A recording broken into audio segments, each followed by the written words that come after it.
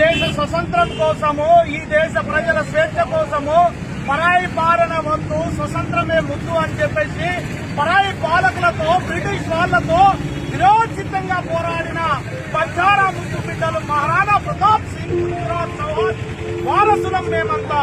ఇవాళ ఈ దేశంలో ఉన్న బంజారా ప్రజలంతా వారి వేషాధారణ, వారి భాష, ఆశ, మాట, విధానము, వారి వస్త్రాధారణ, వారి కట్టుబొట్టు ప్రత్యేకంగా ఉండడం ద్వారా ఈ సమాజానికి కొంత వ్యతిరేకంగా ఉండడం ద్వారానే ఆ రోజు డాక్టర్ బిఆర్ అంబేద్కర్ గారు భారత రాజ్యాంగంలో 5వ షెడ్యూల్, 6వ షెడ్యూల్లో వీరికి ప్రత్యేక ప్రతిపత్తి ఉండాలి, వీరికి ప్రత్యేక హక్కులు ఉండాలని చెప్పేసి ఆర్టికల్ 342 ప్రకారం ఈ బంజారాలను షెడ్యూల్ ట్రైబల్ గా గుర్తించి ఎస్టీలుగా గుర్తించడం జరిగింది.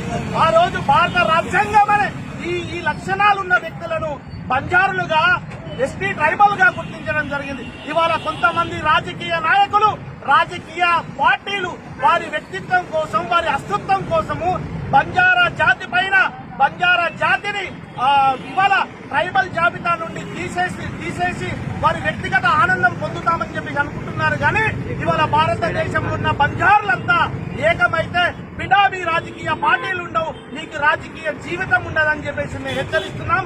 ఇవాళ బంజారుల పైన జరుగుతున్న దాడిని ఇవాళ బంజారా లోకమంతా ఏకమై ఖండిస్తేనే రాబోయే తరాలకి మనం మంచి భవిష్యత్తుని అందించగలుగుతామని చెప్పి తెలియజేసుకుంటున్నాను. దాంతో పాటు ఇవాళ భారత రాజ్యాంగం గుర్తించిన విధంగా మేము ట్రైబల్ గా, ఎస్టీ జాబితాలో మేము ఉన్నాం.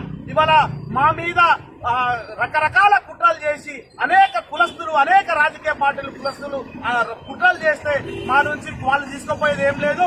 మేము బంజారులంతా ఐక్యంగా ఉంటాం, ఐక్యంగా పోరాడతాం. వచ్చే భావి తరాలకి మా విద్య, ఉపాధి అవకాశాలను మేము కల్పిస్తామని చెప్పి తెలియజేసుకుంటూ